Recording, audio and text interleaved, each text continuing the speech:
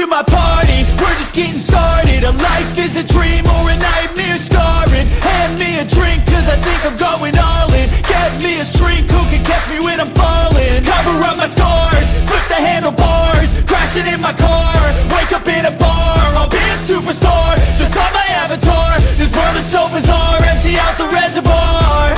Yeah.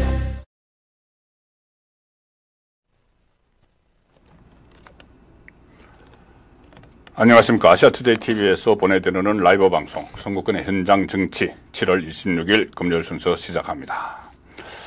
자, 오늘도 일부에서는 지면심청 분석, 아시아투데이 인터넷판 기사로 가장 생생한 뉴스부터 쭉 설명을 드리고, 오늘 금요일이죠. 매주 금요일 2주의 임무를 선정을 하고 있습니다. 제가 혼자서 뽑습니다.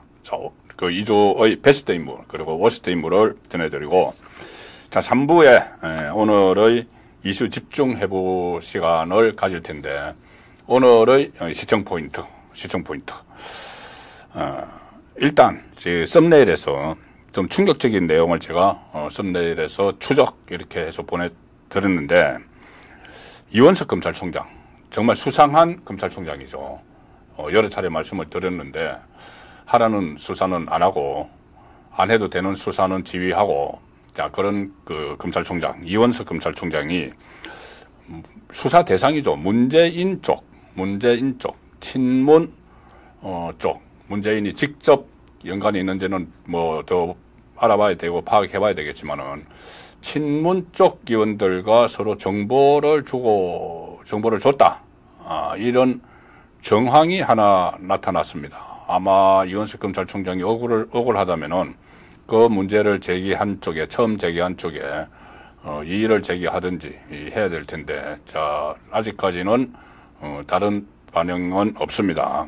그것도 여권 안에서 문제가 제기가 됐습니다. 그래서 어쨌든 첫 번째 관전 포인트는 이원석 검찰총장 문재인 척한 내통 의혹, 이것이 있고, 또 하나는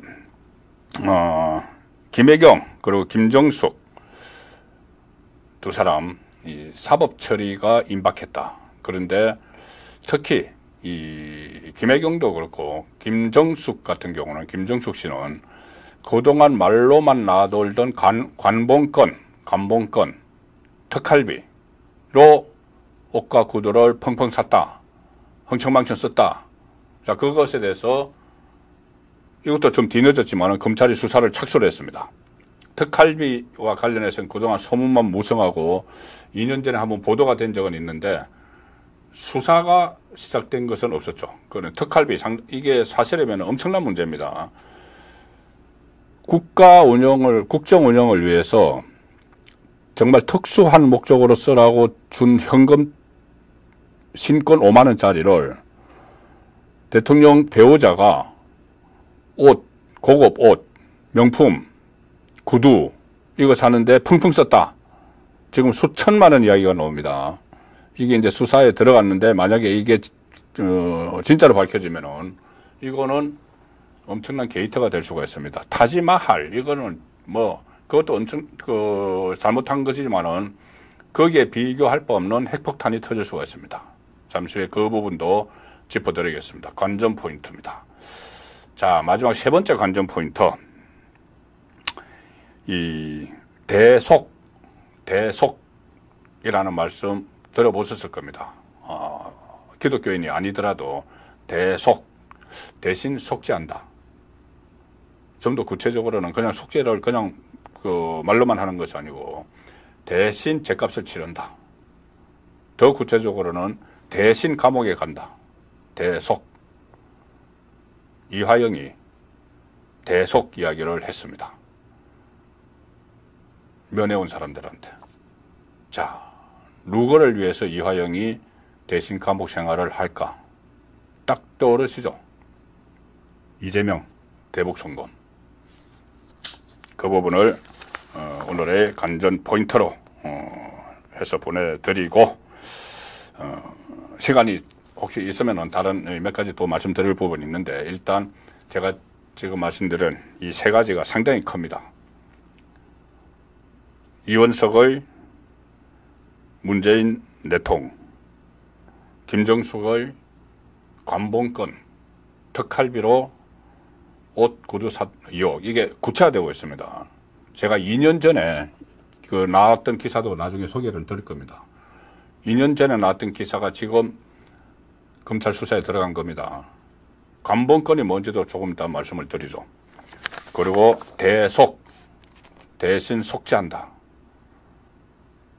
이화영이 한 말입니다. 자, 일단 본격적으로 지면 심층 분석을 먼저 하고 시작을 하겠습니다. 행간의 뜻을 읽어드리는 코너죠. 이 아시아투데이 주로 정치면 기사입니다. 인터넷판 기사. 가장 따끈따끈하게 오후에 들어온 기사 먼저 소개를 드리겠습니다. 아시아투데이 기사. 야당 탄핵 청문회는 선동용 정치 쇼다. 선동용 정치 쇼다. 지금 이 사진은 민주당 법사위 사람들, 김성훈 간사 비롯해서 판사했던 사람들부터 시작해서 검사를 했던 사람들, 이 사람들이 오늘 오후에 용산구 한남동, 오늘 서울에 오후에 이 소나기가 한 번씩 내렸습니다. 거기 또 가서 대통령 관저 인근에서 김건희 여사가 청문회 불출석했다고 규탄, 출석, 촉구 기자회견을 하는 사진입니다.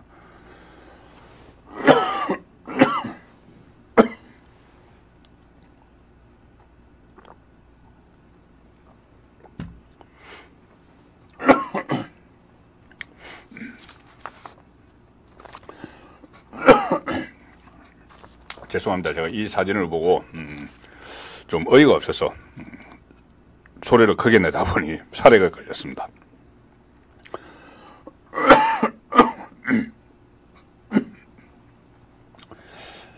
자, 기사 내용은 이겁니다. 국회 법사위 국민의힘 소속 의원들, 먼저 국민의힘 소속 의원들이 오늘 야당 의원들의 용산 대통령 관저 항의 방문에 대해 선동용 정치 쏘다 이렇게 비판을 했죠. 그 사진이 바로 이겁니다. 뭐냐면 오늘 법사위에서 열린 윤석열 대통령 탄핵 청문회에 김건희 여사가 불참하자 대통령 관저 인근에서 민주당이 긴급 기자회견을 열어서 정인 출석을 촉구했다. 오늘 끝났는데 뭘 촉구를 하죠.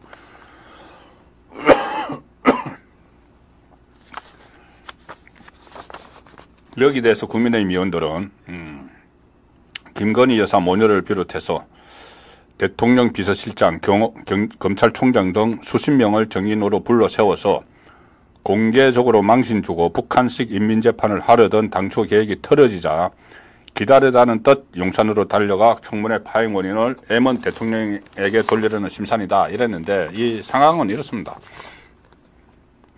갑자기 법사위에서 정청래가 앉아있는 법사위에서 지난 금요일에 윤석열 대통령 탄핵 청원 청문회라는 걸 열었죠. 그리고 그때는 이제 최상병 사건과 관련한 정인들을 불렀고 또 오늘 일주일 후인 오늘은 또 탄핵 청원 청문회 해서 김건희 여사와 관련된 것을 따지겠다 이렇게 해서 오늘 열었는데 정인들이 대부분 다 안 갔습니다. 이거 위헌이고 위법한 것이기 때문에 오늘 여러 사람이 정인으로 채택이 됐죠. 자기들끼리 채택한 겁니다. 민주당 자기들끼리 지금 북치고 장구치고 다 하고 있는 거예요. 자기들끼리 법사위에서 정인을 그때 39명, 6명 해서 45명을 채택을 했습니다. 그 안에는 오늘 나오라고 한 사람이 김건희 여사의 모친인 최은순 씨, 그리고 정진석 비서실장, 그 청와대 사람 한 10명 정도, 거기다가 용산 사람 한 10명 정도, 거기다가 이원석 검찰총장까지 다 오라고 했습니다. 자, 그런데 이원석은 왜 오라고 했냐면은 김건희 여사 그 수사, 디올 파우치 수사 어떻게 하고 있느냐. 그러니까는 국회에다가 검찰총장 불러가지고 그 개별 사안에 대해서, 개별 사건에 대해서 물어보겠다는 어처구니 없는 발상을 하는 게 정청래의 법사위죠. 어쨌든 그러니 안 나갔습니다. 나갈 필요가 없죠. 위헌적이고 위법적인 거니까. 그러니까 이 민주당 법사위원들이 다시 용산으로 가서 저번에 이제 용산에 가가지고 이 출석 요구서 준다고 또 소동을 피웠죠. 오늘은 또 출석 요구서 했는데 안 나오니까는 또 가가지고 뭐 항의를 하고 피켓 시위를 하고 보여주겠어요. 여기 지지청, 자기들 지지청에게 던지는 메시지입니다. 우리가 이렇게까지 용산에 와서 투쟁을 하고 있어요. 뭐 이렇게 알려주는 거죠. 야, 그런데 이게 얼마나 엉터리 탄핵 청원 청문회가 얼마나 엉터리인가 하면은 제가 오늘 한번 쭉 뽑아봤습니다. 뭐냐면은 이 탄핵 일단은 탄핵 청원 청문회라는 것이 이제 국회에 국민 동의 청원이라는 게 있습니다. 그 국민 동의 청원을 하면은 국회 규칙에 보면은 5만 명, 한 달 안에 5만 명 이상이 동의를 하면은 그것을 해당 상임위로 자동적으로 보냅니다. 그럼 해당 상임위에서 그거를 접수를 하면은 그 다음에 이제 국회법인데 이것을 청문회를 열 수 있도록 되어 있습니다. 열 수 있도록 되어 있습니다. 예전부터 그렇게 되어 있습니다. 그런데 한 번도 안 열었죠. 그런데 이것만 딱 끄집어내서 지금 연다는데 이것 자체가 위법이라는 게 왜 위법이냐 하면은 조금 전에 말씀드린 대로 국회 규칙과 국회법에 따르면은 열 수는 있어요. 그런데 국회법의 다른 조항 그리고 청원법에 보면은 지금 여기서 최초의 청원을 제기한 인물이 있죠. 국가보안법 위반 혐의 전력자, 뭐 촛불 행동이라는데 공동대표. 맨날 그 거리에 나가서 대통령 탄핵을 외치는 그 사람이 5가지 이유를 들어서 청원을 시작을 했는데 여기에 이제 뭐 100만 명 이상이 민주당의 이제 그 개딸들을 중심으로 동의를 했다는 이야기죠. 그런데 5가지 이유가 전부 다 이 청원법이나 국회법에 의하면은 접수를 하면 안 되는 겁니다. 지금 현재 사법 절차가 진행 중이거나 아니면 국가기관을 모독하는 거나 뭐 이런 게 다 걸립니다. 5개가. 그러면 법사위에서 접수를 하면 안 되는 사안이죠. 청원법을 위반해서 동의를 받았기 때문에. 그래서 위법이라고 하는 겁니다. 그걸 지금 정청래가 억지로 가져다가 지금 청원회를 연다고 소동을 피우고 있죠. 위헌이라는 것은 대통령의 탄핵은 헌법에 규정이 되어 있는 거죠. 그런데 국회에서 국회법에 따라서 탄핵을 논의를 하면 안 되는 거죠. 그래서 그거는 위헌 소지까지 있다. 그래서 용산가 참석을 하지 않은 건데 자 일단 그렇게는 하도록 되어 있습니다. 그런데 지금 22대 국회 들어서 그러면은 이것만 있느냐 5만 명 이상 동의를 받은 게 청원에 계속 들어갑니다. 국회 청원이라는 게 이런 정치적인 청원을 하라고 처음에 만든 게 아니죠. 국민 생활에 불편한 거 있거나 아니면은 정말 우리 사회를 건강하게 하기 위해서 청원을 할 게 있으면은 그게 미처 국회의원들이 이 시설을 가지 못한 부분이 있으면은 그 청원을 통해서 그 청원이 5만 명 이상이 동의를 하면은 이것은 정말 관심이 있는 거구나 해서 해당 상임위로 돌려서 거기서 청문회를 열 수 있도록 한 겁니다. 그런데 지금까지 단 한 번도 안 열렸죠. 그럼 5만이 넘은 것이 없느냐? 수두룩합니다. 22대 국회만 해도 제가 보니까 5만 명 이상 받아서 위원회에 회부한 게 17건입니다. 17건. 자, 17건 안에는 제가 한번 소개해드린 민주당 정당 해산 심판 촉구 결의안에 관한 청원. 민주당 아예 해산하라는 거죠. 그때 통진당처럼 위헌 정당이기 때문에. 이게 지금 법사위에 회부가 됐습니다. 오늘 공고가 됐습니다. 이게 7만 명 현재 서명을 했고, 한 달 안 됐는데 이제 7만 명 서명했고, 정청래 해임, 이 청원도 8만 8천 명 오늘까지 송원. 자, 그리고 제가 말씀드린 대로 이거 정치적인 주장을 하라고 하는 게 아닙니다. 그리고 무슨 탄핵에 활용을 하라고 이거를 이 국민청원 동의 개설판을 만든 게 아니고, 자, 5만 명 넘은 것 중에 이런 게 있습니다. 의과대학 발전을 위한 교육부 청원, 교육부 청문회를 열으라고 청원한다. 의과대학, 지금 논란이 되고 있는 어떻게 발전을 할 것인가. 이것도 5만이 넘어가서 관련 상임위로 넘어갔습니다. 미랑 집단 성폭행 사건 처벌. 그때 뭐 유튜버에서 뭐 2차 가해 논란이 일어났던 거죠. 자, 이런 것은 강하게 처벌하라. 이 청원도 5만이 넘어갔습니다. 그럼 이런 것도 법사위 같은 데 열어가지고 이 소리를 들어야죠. 관련자들 막 그 정인으로 채택해가지고. 민생이니까. 그 다음에 독도 관련 청원도 5만 넘어간 게 있고, 자동차 급발진 사고 요새 있죠. 그런 것도 다 5만에 넘어간 것들이 있습니다. 17건 안에. 그런데 진짜 국민 생활에 필요한 거, 이런 것은 하나도 그냥 형식적으로 그냥 법사위에 넘겼다가 그 법사위에서 쳐다보지도 않고 있는 거죠. 법사위든 뭐 다른 예를 들어서 뭐 급발진 사고 이런 거 국토교통위원회로 가든지 밀양 집단 폭행 사건 뭐 이런 것도 아마 법사위가 어쨌든 각각 독도 문제 같은 거는 외교통상위로 가든지 다 보내는데 실제로 그들도 보지도 않습니다. 그런데 딱 윤석열 대통령 탄핵 청원 이거 하나 찾아내가지고 이 소동을 벌이고 있는 상황인 겁니다. 그래서 이게 위헌적이고 위법적이기 때문에 이 참석을 안 하는 상황이었습니다. 자, 오늘 국회에서 가장 핫한 뉴스는 이준석 방통위원장 인사청문회 사흘째. 지금 원래 이 청문회법에 보면은 인사청문회는 최대 3일까지 할 수가 있습니다. 그런데 보통 국무총리가 이틀하고 나머지 장관급은 하루 하죠. 그런데 이준석 방통위원장 후보자는 장관급인데 이틀 하기로 했습니다. 탈탈 털겠다고. 민주당이 지금 다수당이니까 마음대로 하죠. 근데 이틀 하고 나서 무슨 뭐 자료 제출이 덜 돼서 하고 하루 더 하겠다. 장관급을 지금 3일. 처음입니다, 이거. 국무총리는 이틀 하다가 가끔 가다가 사흘 한 적이 있죠.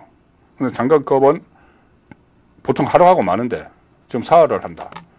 이것은 일종의 이 괘씸죄. 지금 최민희하고 계속 그 신경전을 벌이죠. 일종의 괘씸죄. 그리고 모욕 주기, 망신 주기, 시간 끌기. 무슨 뭐 자료를 제대로 안 냈다. 저 청문회 할 때마다 나오는 이야기가 자료 제출 미흡이죠. 항상. 근데 이 자료가 무슨 자료를 내놓으라고 했냐면은 무슨 뭐 이 민감한 개인정보가 담긴 거. 예를 들어서 이준석 후보자의 자녀들의 뭐 진학 문제 같은 거. 억지 쓰는 겁니다. 그거 뭐 부실하게 냈다고 하루 더 하자. 이렇게 해서 하고 있는데 이 상황에서 오늘 이 방통위가 지금 2인 체제로 가고 있는데 방통위 부위원장이고 직무대행 지금 김홍일 전 방통위원장이 사표를 내버렸기 때문에 탄핵을 한다니까 사표를 내버렸기 때문에 2인 체제로 가고 그것이 이제 1인 체제가 되는데 심지어 이상인 방통위 직무대행을 또 탄핵하겠다고 하니까 직무대행은 탄핵을 할 수도 없다고 법에 규정도 없습니다. 그런데 무조건 하는 거죠. 그러면은 만약에 탄핵을 의결을 해버리면은 사표를 못 냅니다. 그러면 후임을 못 정하죠. 그래서 그 앞에 이동관 방통위원장, 김홍일 방통위원장이 탄핵한다고 하니까 미리 사표를 내는 거죠. 그러면 후임을 지명을 할 수가 있으니까는. 의결이 돼버리면은 직무정지가 되니까는 후임을 지명을 못 하죠. 그 똑같은 거 되풀이 되고 있는 겁니다. 자, 그래서 오늘은 또 이상인 방통위 직무대행을 또 탄핵한다고 하니까는 이상인 직무대행도 사표를 냈고 신속하게 윤석열 대통령이 재가를 했습니다.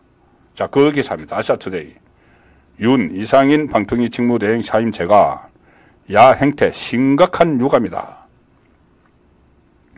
윤석열 대통령이 이상인 상임위원 지금 부위원장 겸 위원장 직무대행이죠. 사임을 재가를 했는데 대통령실 대변인실은 방통위 부위원장 사임은 적법성 논란이 있는 야당의 탄핵안 발의에 따른 것으로 방통위가 불능 상태에 빠지는 것을 막기 위한 불가피한 조치다.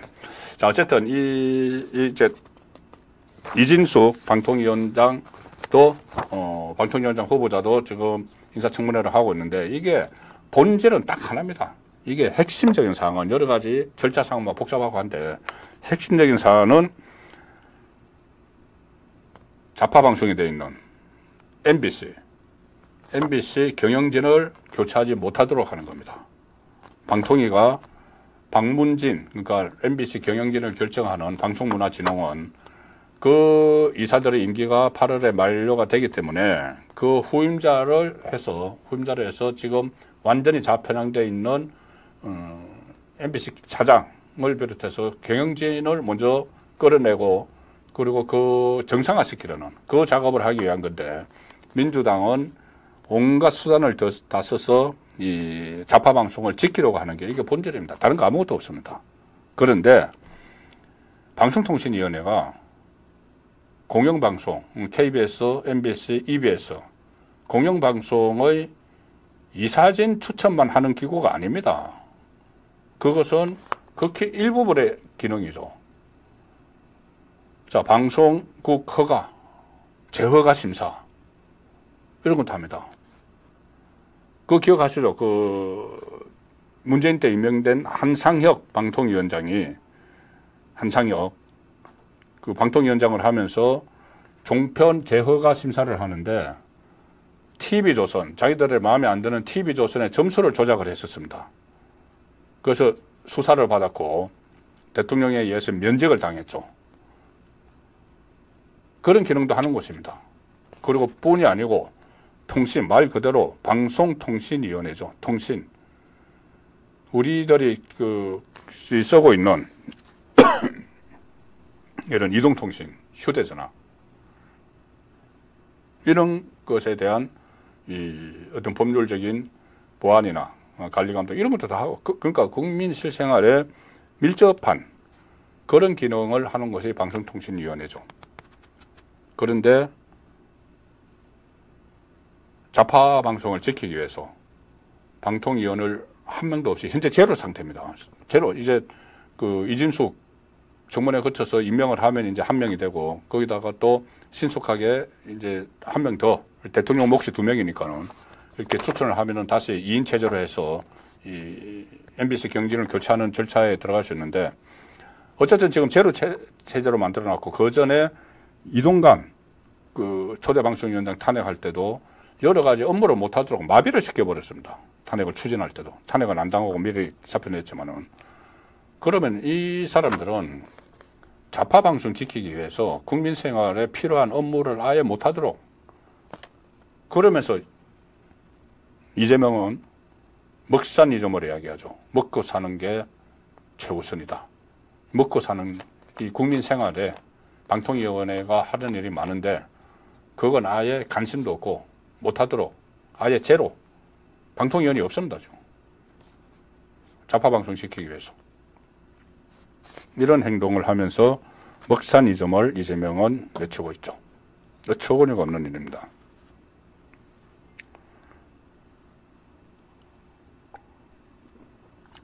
자, 마지막으로 소개해드릴 아시아투데이 기사 이것은 연결됩니다. 제가 말씀드린 오늘의 관전 포인트 중에서 이 부분과 연결이 됩니다.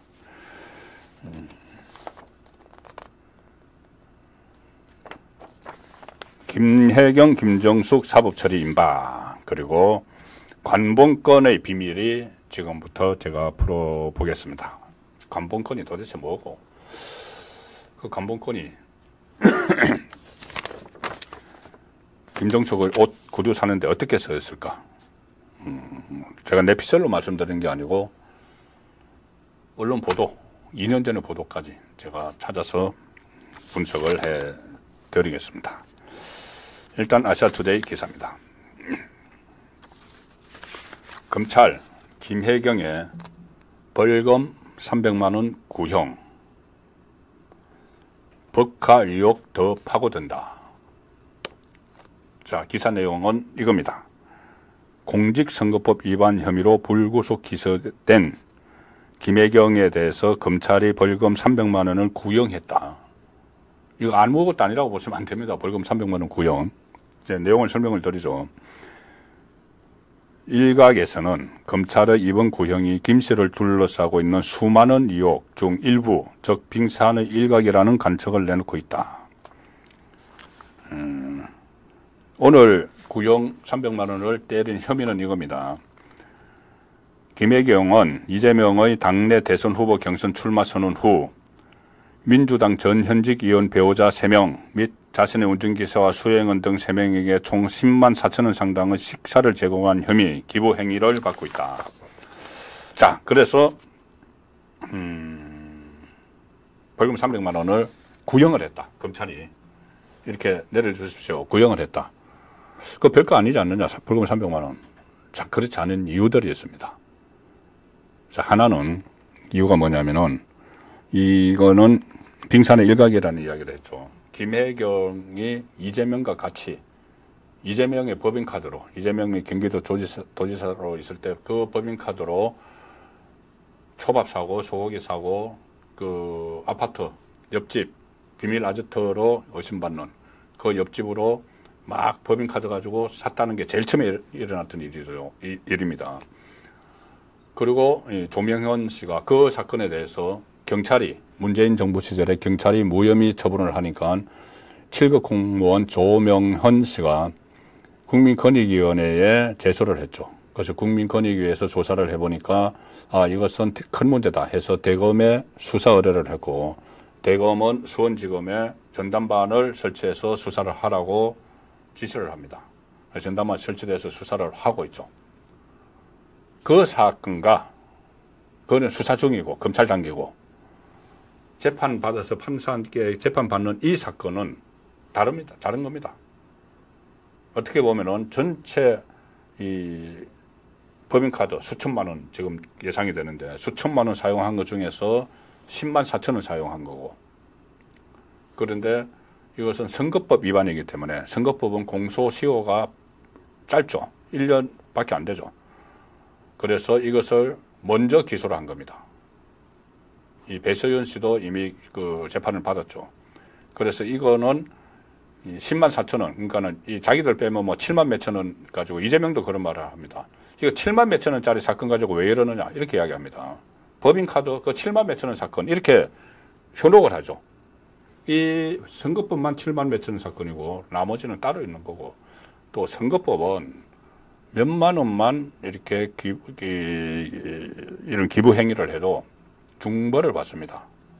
저 시골에서 이 돈봉투 받아가지고 막 실형 산 분들도 있습니다. 이거 워낙 엄격하게 적용을 하기 때문에. 자, 그런 측면이 하나 있고 또 하나는 구형을 받았다 이겁니다. 지금 이재명과 김혜경 부부에 대해서 수많은 의혹들이 있고 특히 이재명은 4건의 재판을 받고 있죠. 곧 이제 5개, 6개 될 텐데. 그러다가 이 김혜경도 이거는 재판받고 있고 법인카드 진짜 본체, 본안 수천만 원 사용한 거 그건 수사를 받고 있습니다. 이재명과 같이 이거 검찰 소환 통보를 받았죠. 그런데 지금 안 가고 버티고 있습니다. 이 법인카드 본안 사건 가지고.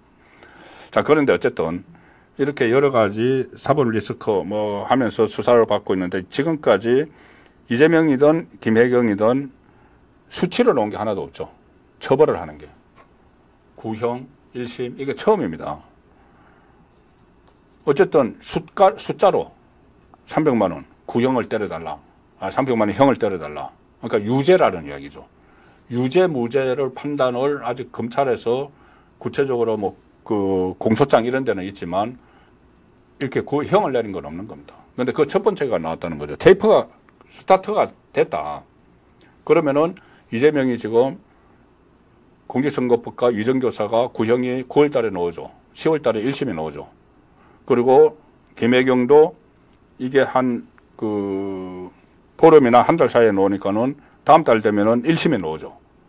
그러면 좀 분위기가 달라집니다. 지금까지는 말로만 그냥 사법위기 했는데 이게 수치로 나오죠. 벌금 얼마, 징역 얼마 이런 식으로. 그게 이제 스타트를 끊었다는 이야기입니다. 그리고 또 하나는 어떻게 보면은 이재명이 주범이죠. 경기도지사 시절에 법인카드를 자기들이 막 썼기 때문에 여기는 배우자니까는 그러면 배우자가 일단 300만 원 구형을 받았으면은 이재명은 그보다 훨씬 큰 이 처벌을 받겠죠. 받아야 되겠죠. 지금 물론 구형이긴 하지만 이게 진행이 되면은 자 그런 점에서 의미가 있다 이렇게 말씀을 드렸습니다. 그리고 이제 여기 이어서 지금 오늘 관전 포인트 중에 하나입니다.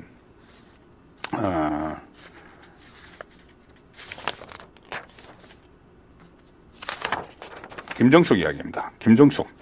자, 김정숙. 최근에 나온 보도, 김정숙 지금까지 그 타지마할, 무슨 기내식 이야기 많이 나왔죠. 기내식 이야기 나오고, 타지마할 그 외유성 비행기, 전용기 띄운 것 가지고는 얼마 전에 문체부 과장이 소환을 당했습니다. 검찰에. 그때 예비비가 4억 원이 사흘 만에 뚝딱뚝딱 편성이 됐는데, 문체부 예산, 예비비. 그거 도대체 어떻게 된 거냐. 그거 묻기 위해서, 추궁하기 위해서 검찰이 소환을 했죠.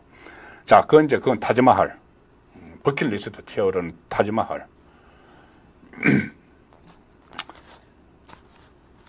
이번에 새로 보도된 거는 조선일보가 단독으로 보도를 했고 다른 언론사도 이걸 받았습니다. 뭐냐 하면은 핵심은 이겁니다. 김정숙이 옷값 의혹이 있죠. 고급 의상실, 옷값 의혹. 그런데 의상실의 관계자를 소환했다. 자, 경찰이 소환했습니다. 이거는. 그 타지마할은 검찰이 하고 있고 옷값 의혹 의상실 관계자를 소환을 했다. 이게 경찰에서 또 다루고 있는 겁니다. 수천만 원 현금을 결제를 했다. 무슨 옷값을 사는데 수천만 원 현금 결제. 수천만 원 현금 결제. 특활비 사용 의혹이 있다. 그래서 2년 전에 고발했는데 지금 이제 경찰도 움직이고 있는 겁니다. 경찰도 지금 뒤늦게 움직이고 있는 겁니다. 강남에 있는 유명 의상실 이 관계자를 소환을 했는데 수십 벌의 옷 수십 벌, 수천만 원어치 현금으로 결제했다. 그런데 이 현금에 관봉권 띠지가 있었다. 띠지, 관봉권 띠지. 자, 일단 이게 가장 최근에 나온 이야기입니다. 2년 후에 거는 잠시 후에 다시 보여드리죠. 이것도 수사 중입니다. 자, 관봉권으로 수천만 원을 현금 5만 원권으로 두 사람입니다. 먼저 말씀드리면 양이네스라고 이 단골 디자이너의 딸 이야기 나왔었죠. 양이네스. 5년 내내 청와대 육급으로 있으면서 옷 뒷바라지한 김정숙의 옷을 뒷바라지한 여기는 거의 이제 양장 쪽입니다. 잠시 후에 한복 담당도 나옵니다. 양장 쪽에는 양이네스 자기 아버지가 유명한 디자이너죠. 그래서 거기도 이제 그 김정숙의 단골 거기 딸이 현금으로 결제를 했다. 그런데 관봉권 띠지가 있었다. 이게 무슨 이야기냐면 이제 조폐공사에서 처음에 이제 5만 원권을 찍죠. 5만 원권을 찍으면 이제 100장 단위로 이 은행 가면 이거 띠지를 묶지 않습니까? 그 띠지를 묶어서 한국은행 띠지입니다. 처음에 이제 돈이 만들어지면은 조폐공사에서 만들어지면은 한국은행이 띠지를 묶어서 시중은행으로 보내죠. 그러면 시중은행에서는 한국은행 띠지를 사용하는 게 아니고 그걸 풀고 자기 은행 띠지를 묶습니다. 국민은행이면 국민은행, 농협이면 농협, 자기 은행 띠지를 묶어서 창구에서 현금을 인출을 하라는 사람에게 주죠. 그래서 우리가 아무리 새 돈을 받아도 한국은행 관봉권, 관이 이제 봉인했다 이거죠. 관봉권은 구경을 못 합니다, 일반인은. 한국은행 거는. 그런데 시중은행 거만 볼 수 있죠. 그런데 이 관봉권이 이제 일반 시중은행으로 맨 처음에 가기도 하고 또 다로 가는 데가 관공서인데 특히 청와대 같은 곳. 그런데 왜 청와대로 그 돈이 현금으로 가야 되느냐? 특수활동비. 정말 특수한 임무에서라고 대통령에게 또는 뭐 검찰도 뭐 특활비 이런 거 있죠. 국정원 특활비 사건 그런 것도 있었죠. 그 특활비 국가를 위해서 쓰라고. 그런데 이 감봉권을 사용했다는 이 정언들이 있습니다. 저 감봉권이네요. 그러면은 저 돈은 대통령 부인이 수천만 원짜리 옷 사고 구두 사고 하면 안 되는 거죠. 국가 횡령이죠. 엄청난 겁니다. 자, 그런데 그 의혹이 있습니다. 그래서 의상실 관계자를 소환을 했습니다. 더 놀라운 게 지금부터 나옵니다.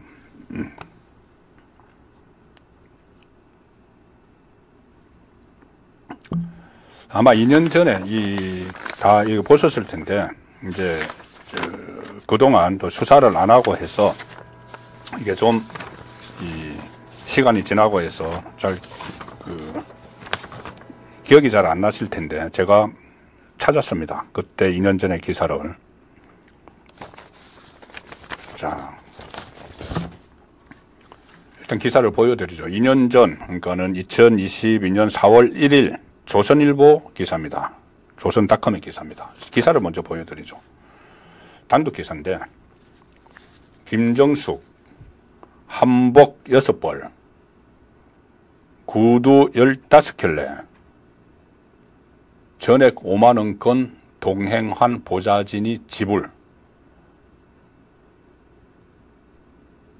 자, 그런데 이게 제가 이 기사를 그때도 보고 참 이 쓴 기자가 취재를 참 잘했다는 생각을 했어요. 이게 하기 어려운 취재인데 뭐냐 하면은 감봉권으로, 그러니까 여기서는 감봉권 이야기는 안 나오지만 어쨌든 5만원권 새 돈으로 구두값과 한복값을 받았다는 사람들이 실명을 이야기를 했습니다. 그리고 유명한 사람들입니다. 유명한 사람들이 당시 2022년이면은 정권 교체기네요. 자, 그런데 실명으로 해서 나 돈 받았어. 그러니까 현금으로 받았어. 이 이야기를 한 겁니다. 그러니까 더 신빙성이 있는 거죠. 그리고 이때 다른 언론에서는 감봉권을 받았다고 해서 감봉권 사진도 실은 언론도 있습니다. 그런데 일단 이 기사가 너무 구체적이기 때문에 이걸 설명을 드리면 김정숙이 청와대에 들어간 뒤 한복 6벌. 잠깐 저 사진을 제가 먼저 소개를 드리죠. 저 사진이 이렇게 관심을 가지고 보는 이 백발의 미국인 여성이 누구냐면은 과거에 허바드, 오랫동안 주한 미국 대사를 한 사람이 있습니다. 허바드라고 많이 기억을 하실 겁니다. 허바드 대사의 부인입니다. 근데 저 김정숙이 두르고 있는 옷이 뭐냐면은 잠시 후에 설명을 드릴 건데, 누비 한복 중에서 누비 한복이 상당히 명품, 우리 명장에게서 산 옷입니다. 그러니까 저 옷이 특활비로 샀다는 의혹이 있는 거죠. 근데 저 옷을 이제 자랑을 합니다. 그러니까 허바드 전 대사 부인이 참 곱다, 아름답다고 하니까 김정숙이 저 자리에서 저걸 그냥 벗어서 줘버립니다.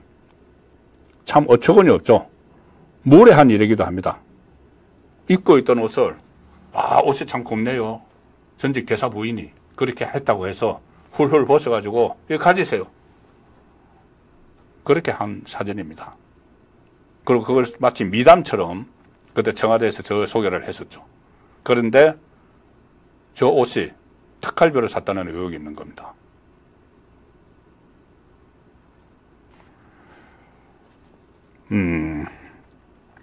청와대에 들어간 뒤 한복 6벌. 지금 제가 설명을 들어보시면 참 기도 안 차실 겁니다. 한복 6벌, 구두 15켤레를 구입하면서 매번 전액 현금으로 지급했다는 정언이 나왔다. 한복 쇼핑에는 늘 유송하 전 청와대 춘추관장, 당시 청와대 2부속실 비서관이 동행했고 그가 봉투에 든 현금을 전달했다는 것이다. 자, 이렇게 되면은 조금 전에 수천만 원어치 양장, 강남의 유명한 명품 샵 양장, 거기는 양이네스 씨가 따라다녔다고 했죠. 양이네스는 디자이너 따르고 본인도 그 패션 회사를 하기 때문에 양인에서는 김정숙의 양장 담당, 유송아는 김정숙의 한복 담당, 이렇게 되는 것 같습니다. 거기 사는 데 따라가서 돈을 이제 다 5만 원권으로 줬다는 거죠. 김혜자, 중요 무형문화재 107호, 김혜자 누비 장인. 아주 유명한 분입니다. 누비 장인이 조선닷컴에, 그래서 제가 취재를 잘했다고 이야기를 하는 겁니다. 이렇게 이야기합니다. 김정숙 여사가 2017년 영부인이 된 직후 수행원 2명과 함께 경주 공방을 직접 찾아왔다. 누비 2벌, 일반 치마 조거리와 두루마기 각 1벌을 사갔다. 별도로 원단을 직접 가져와서 1벌을 맞춰갔다. 총 700만 원어치였고 결제는 전액 5만 원권 현찰로 했는데 유송화 비서관이 종이 봉투에 담긴 돈을 건넸다.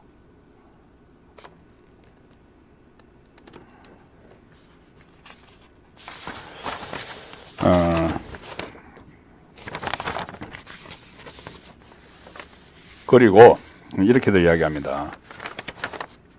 김정숙 여사가 휴가를 하면서 그 해인가 그 다음 해, 그러니까 취임하고 나서 그 해인지 그 다음 해인지 휴가를 하면서 경주 공방에 들러서 300만 원짜리 한복 코트를 맞춰갖고 그때도 같은 방식으로 결제가 이루어졌다. 현금 줬다 이거죠. 옷을 살 때마다 유송화 비서관과 의상 담당자, 양인에서 갔네요. 등 3명이 함께 왔다.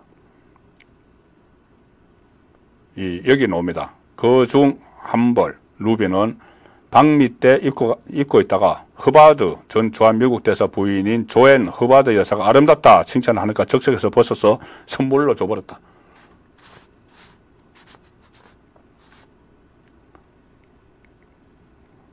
청와대는 그때 당시에 김건희 여사 사비로 지출했다 이렇게 해명이라고 했습니다. 그런데 아니 수백만 원, 700만 원, 300만 원 현금을 찾아서 자기 사비면은 비서관이 종이봉투에 담아서 전달을 했겠느냐. 그때 탁현면이 이야기했네요. 모든 의료와 장신구는 사비로 카드로 구매했다. 카드로 구매했다. 그런데 조금 전에 말씀드린 이 장인, 루비 장인에게, 김혜자 장인에게 조선일닷컴 기자가 물어봤습니다. 아주 그 취재를 잘하니까 최훈민 기자인데, 최훈민 기자가 이런 취재를 참 잘하더군요. 그 장인에게, 김혜자 장인에게 혹시 신용카드 결제를 받지 않는다고 해서 현금을 주든가 이렇게 물었습니다. 그러니까 김혜자 장인이 무슨 소리야? 나는 손님이 주는 대로 받는다. 카드 주면 카드 받고 현금 주면 현금 받는다. 근데 현금 주더라. 원래 이 수백만 원, 수천만 원 현금으로 하는 것은 검은 돈이기 때문에 하는 거죠. 카드로 하면은 나중에 소득 공제도 되고 다 하는데 왜 그 가방에 넣어가야 될 정도로 현금을 가져왔나. 그리고 다른 언론에 하면은 이쪽은 아니지만 다른 데서 또 받았다는 감봉권 사진도 있습니다. 이런 이야기도 합니다. 김혜자 장인이 김정숙 여사는 과거에도 본인은 서울 공방과 전시실 등에 종종 들렀는데 옷에 관심이 상당히 많죠. 그때는 구경만 했다. 대통령 되기 전에, 문재인이 대통령 되기 전에 와서 구경만 하고 갔다. 한 번도 안 샀다. 그런데 당선되고 나서 처음 사더라. 현금 가져왔어. 자, 이러면 뭐 거의 이 수사를 이걸 이렇게 해서 시민단체가 고발을 했는데 이원석이 수사도 안 하고 있었던 겁니다. 그리고 지금 이제 양장전부터 이 소환을 하기 시작을 한 거죠. 구두도 있습니다. 구두. 수제화 15켤레를 판매한, 여기도 실명이 나옵니다. 이런 기사 보통 실명 나오기 어렵습니다. 만약에 자기가 취재에 응했어도 당시 막강한 대통령인데 이게 4월 1일에 나온 기사면은 그때 그 정권 교체가 그 되는 그 무렵입니다. 어쨌든 이 막강한 문재인 일가의 일인데 실명을 내고 이야기합니다. 그만큼 자신이 있기 때문이죠. 그러니까 수제 15개를 판매한 서울 성동구 JS 슈즈 디자인 연구소 전태수 대표의 정언도 있다. 전 대표에 따르면은 김종숙은 2017년 5월 당선 직후, 또 당선 직후네요. 2017년입니다. 2017년 5월에 당선 직후에, 그 전에는 뭐 돈이 아까워서 그랬는지 사지도 않다가 당선되고 나서 버선코 구두 등 9켤레를 주문했다. 이렇게 이야기합니다. 어떤 사람들이 와서 치수 측정을 위해서 출장을 좀 갈 수 있느냐 묻기에 나 출장을 안 가요. 거절을 하니까는 사실은 청와대야. 갑시다. 그래서 청와대 가봐야지 하고 갔는데 그 손님은 김종숙이었다. 김종숙은 그해 가을에 다시 전태수 대표의 구두를 샀다. 이번에는 갈색 장어 가죽 힐 등 6켤레. 한번 사면 그냥 6켤레 막 이렇게 사네요. 이런 거는 한 켤레 사기도 참 버거운 분들이 많을 텐데. 전태수 이렇게 이야기합니다. 두 번째는 매장에 직접 깜짝 방문을 하셨다.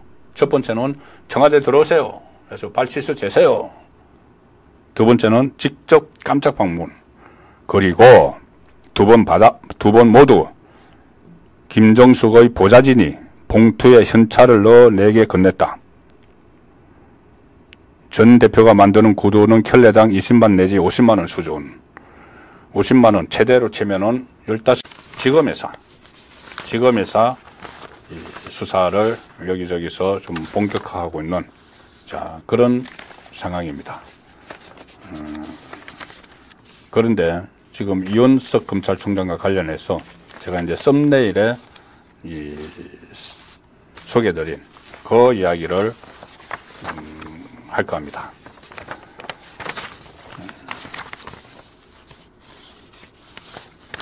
문재인 그 전 대통령 지금 여러 가지 수사 선상에는 올라 있죠.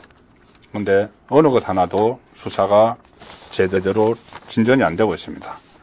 진전이 안 되고 있고, 특히 전주지검에서 했던 이 제3자 뇌물죄 사건, 이상직 이스타항공 창업주와 있었던 문다혜 씨 태국 이주 과정에서 2억 원 플러스 알파를 지원을 해줬다는 그 수사를 당시에 이제 그 지원을 해주는 대신 중기청 이사장을 맡았죠. 그래서 이것은 대가성 뇌물이다. 그래서 제3자 뇌물죄 혐의인데 다 조사했습니다. 그때 이창수 전주지검장, 지금 서울중앙지검장이 전부 다 조사했는데 이 당시 중기부 장관, 차관까지 다 전주로 소환을 했고 그 청와대 인사수석, 백운우 민정비서관 다 소환을 했는데 그 다음에 멈춰버렸죠. 그 문재인 턱 밑에서 좀 멈춰버렸습니다. 자, 그런데 그 사건이 수사를 막은 것도 이원석이다. 자, 이런 그 말들이 있었고 저도 한번 소개를 드렸죠. 소개를 드렸는데 왜 그렇게 그 전 권력에 대한 수사를 막았었느냐. 이런 의문들이 있습니다. 물론 이재명에 대한 수사도 지금 석연치 않은 상황이 있습니다. 구속영장 재청구를 반대를 했다. 그런 말들이 계속 나오죠. 자, 오늘 윤상현 의원이 이 페이스북에 글을 올렸습니다. 글을 올렸는데 하나의 의문을 제기를 했죠. 내통을 했다는. 근데 저도 이 일에 대해서 계속 관심을 가지고 이원석의 문재인 수사 막아서는 문제. 계속 관심을 가지고 있었기 때문에 이것을 딱 보니까 상당히 구체성이 있고 가능성이 높기 때문에 제가 소개를 드리겠습니다. 자, 우선 타임라인을 보면은 지난번 5월 16일 날 검찰 고위 간부 인사가 있었습니다. 그때 전주지검장으로서 문재인을 수사를 했던 이창수 검사장이 서울중앙지검장으로 발령이 됐죠. 서울중앙지검장으로 발령이 돼서 그러면은 이 전주지검에서 본인이 수사를 하고 문재인 턱 밑에서 멈췄던 그 이상직 관련 제3자 뇌물죄 사건을 서울중앙지검으로 이첩을 한다는 이야기가 나왔습니다. 몇 차례 말씀을 드렸는데 왜 그러냐면은 전주지검에서 문재인 이상직 수사를 시작하게 된 건 이상직의 이스타항공 배임 횡령 혐의를 이상직의 주거지가 전주이기 때문에 전주지검에서 했는데 이게 나중에 보니까는 문재인의 제3자 뇌물죄까지 걸린 거죠. 그래서 전주지검으로 서울에 있는 전직 장차관들, 문재인 정부 청와대 사람들 전부 다 불렀습니다. 그래서 조사를 하니까 다 연관이 있다. 그러면은 이 사람들이 서울에 사니까 서울중앙지검으로 옮겨서 본격적인 수사를 하는 게 낫다 해서 이첩 이야기가 있었는데 나중에 이제 허지부지 됐죠. 전주지검에서 그냥 우리가 형사3부 9명 다 투입해서 수사를 하겠다 해서 이제 그렇게 됐는데 자, 그 과정에서 일어났던 일입니다. 이창수 전주지검에서 이 전주지검장으로서 이제 수사를 지휘하다가 서울중앙지검장으로 갔는데 그게 5월 16일, 올해 5월 16일입니다. 5월 16일에 인사가 있었는데 이창수, 다른 인사도 뭐 많이 있었지만은 이창수 검사장이 전주지검장에서 서울중앙지검장으로 간 인사가 있었죠. 5월 16일. 그런데 그 닷새 전에 원래 검찰 인사는 이 법무부 장관이 인사권이 있죠. 그리고 검찰총장이 의견을 들여서 합니다. 그때 그 뭐 추미애 법무부 장관, 윤석열 검찰총장 때 뭐 인사를 하는데 뭐 협의를 했느니 말았느니 이야기가 많았죠. 일단 협의를 해야 됩니다. 그래서 5월 16일 검찰 고위 간부 인사가 있기 전에 5월 11일에 박성재 법무부 장관과 이원석 검찰총장이 간부 인사 내용을 협의를 합니다. 비공개, 이 협의하는 건 비공개죠. 비공개로 협의를 합니다. 그런데 5월 11일 날 비공개로 협의를 했으면 이제 여기서 이원석은 알았겠죠. 이창수 전주지검장이 서울 중앙지검장으로 가는 거구나 알았겠죠. 5월 11일 날 그게 있었는데 5월 12일 그 다음 날 갑자기 문재인 정부 때 같이 일을 했던 사람 중에서 이번에 4.10 총선에서 당선된 당선자, 그러니까 국회의원 아직 임기가 시작이 안 된 당선자 27명, 윤건영을 비롯해서 고민정 등등 27명이 갑자기 기자회견을 합니다. 기자회견을 해서 뭐라고 하냐면은 이 문재인 전 대통령에 대한 수사를 멈춰라. 긴급 기자회견. 그러니까 전주지검 수사를 멈춰라고 하면서 뭐라고 하냐면은 이원석 검찰총장이 전주지검을 감찰을 하라. 감찰을 실시해라. 왜? 전주지검장이 불법 수사를 하고 있는 것은 아닌지 낱낱이 밝혀라. 이런 식으로 기자회견을 합니다. 그러면 이런 생각이 들 수가 있죠. 전주지검장 이창수가 문재인에 대한 과잉 수사를 했다. 그래서 그것을 이제 정치 쟁점화해서 인사가 실제 일어나지 못하도록 이 과잉 수사, 전주에서 과잉 수사를 하는 그 검사장이 어떻게 영전을 할 수 있느냐, 서울중앙지검장으로. 이런 이슈를 이제 하려고 한 것 아닌가, 던지려고 한 것 아닌가. 서울중앙지검으로 이 사건을 가져가면은 본격적인 수사가 더 확대가 되니까 문재인에 대한 수사까지. 그래서 여기서 의문이 생기는 것이 이겁니다. 5월 11일 날 비공개로 인사 협의가 있었는데 그 다음 날 이걸 어떻게 알았는가. 친문 쪽에서. 그래서 27명이 갑자기 갈 정도 되면은 친문 중에서 누가 핵심적인 사람이 소집을 한 거죠. 가장 유력한 사람은 문재인이죠. 가서 해라. 그래서 이것과 관련해서 윤상현 의원은 이렇게 이야기합니다. 검찰 고위 간부 인사 내용 중 일부가 특히 서울중앙지검장 인사 내용이 친문 국회의원 측으로 유출된 것 아닌가. 유출을 해서 친문 국회의원들이 들고 일어났다. 친문 국회의원 측 이렇게 했지만 이 안에는 문재인이 포함되죠. 이원석 총장은 이러한 의혹들에 대해서 명명백백히 밝혀야 한다. 이렇게 촉구를 했고, 그리고 감찰을 해야 된다. 이원석을.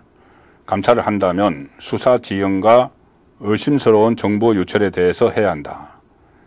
대면 조사까지 응한 대통령 부인 수사에 대해 과하게 반응하는 건 검찰총장이 정치한다는 비판을 피할 수가 없다. 이렇게 이야기를 했는데, 실제로 이 말씀드린 것처럼 만약에 일종의 내통이 있었다면 검찰총장이 문재인은 수사 대상이죠. 이것뿐이 아닙니다. 이 이상직가의 뇌물죄뿐이 아니고 우리 서해 공무원 월북몰이 뭐 그런 것을 비롯해서 울산시장 선거 불법 개입 혐의, 청와대의 8개 부서가 동원된 또 산자부 블랙리스트, 월성 원전 경제성 조작, 통계 조작, 부동산 통계 조작, 이런 모든 문재인 정부 때 일어났던 혐의의 꼭대기에 문재인이 있었던 건데, 그쪽과 검찰총장이 밀접한 커넥션이 있었다면 이건 엄청난 문제가 되는 것이죠. 물론 확인은 해봐야 되겠지만은 윤상현 의원이 이 타임 스케줄을 제시를 하면서 이런 문제를 제기를 한 상태입니다.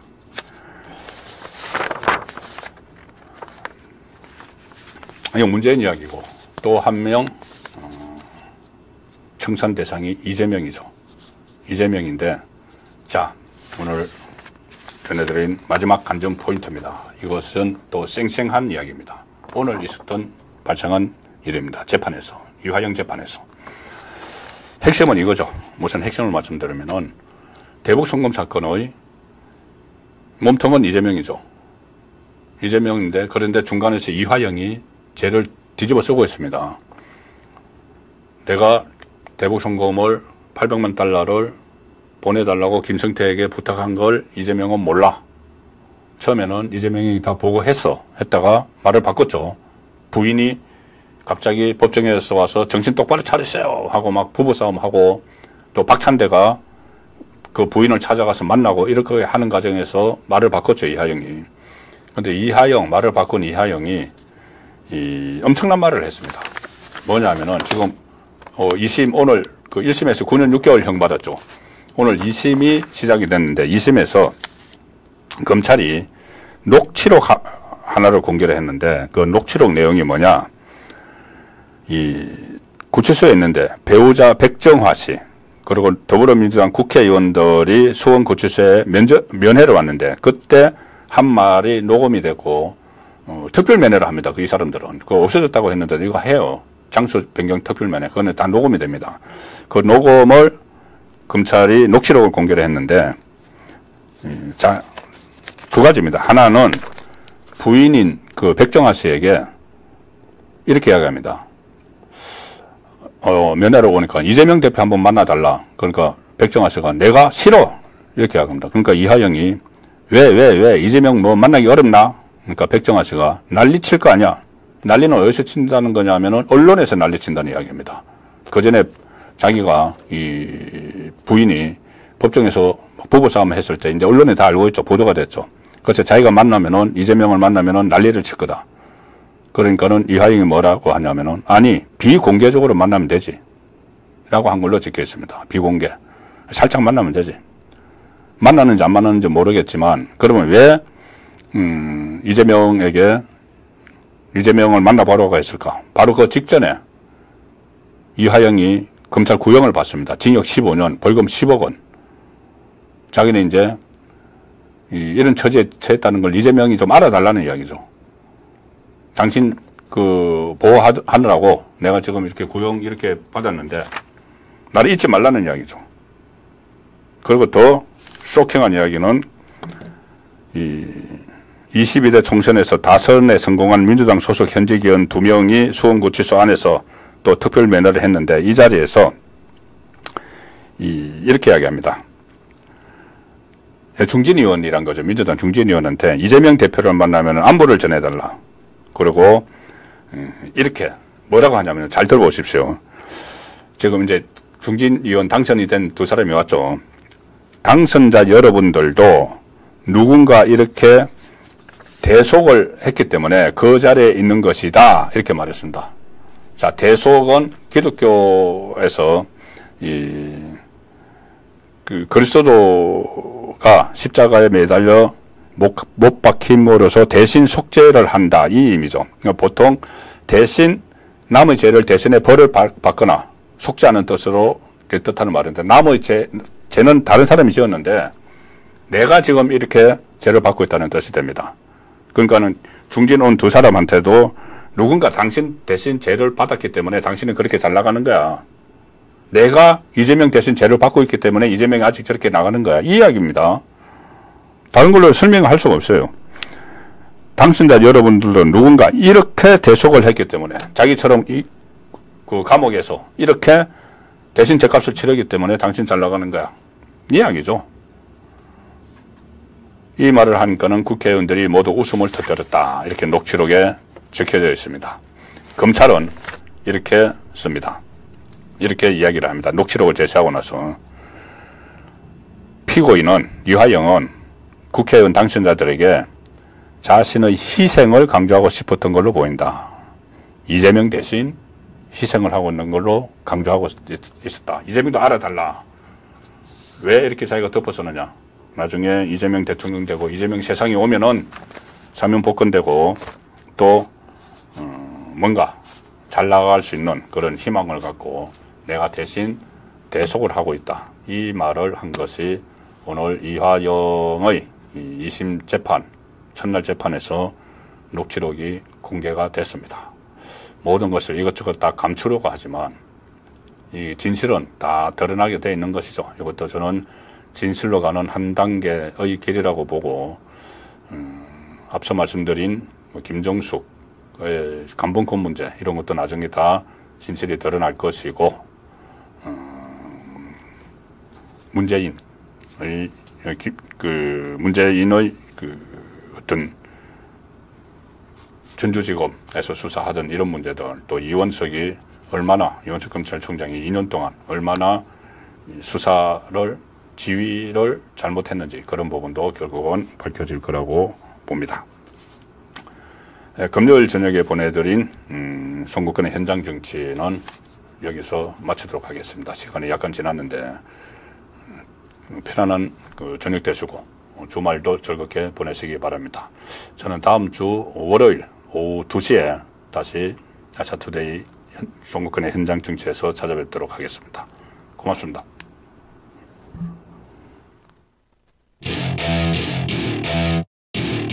Welcome to my party, we're just getting started. A life is a dream or a nightmare scarring. Hand me a drink cause I think I'm going all in. Get me a shrink who can catch me when I'm falling. Cover up my scars, flip the handlebars. Crashing in my car, wake up in a bar. I'll be a superstar.